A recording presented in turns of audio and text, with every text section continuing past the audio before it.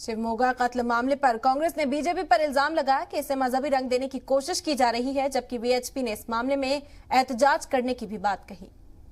Question of any sort of instigation, every particular incident cannot be portrayed as a communal violence, right?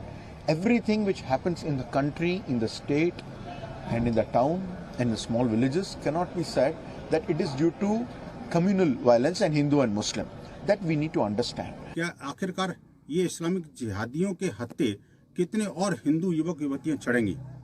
आप देखिए कि ये जो घटना है कोई अचानक नहीं हुई, एक के बाद एक संपूर्ण देश में हिंदू युवक युवतियों की निर्मम हत्याएं की जा रही हैं। ये बहुत ही दुखद और चिंतनीय है। हमारी मांग है कि राज्य सरकार अविलंब इस बारे में अपने जो हमलावर हैं उनको गिरफ्तार करके उनको फांसी के तख्ते पर लटकाए, और नहीं तो बजरंग दल और विश्व हिंदू परिषद के कार्यकर्ता, हिंदू समाज चुप नहीं बैठेगा।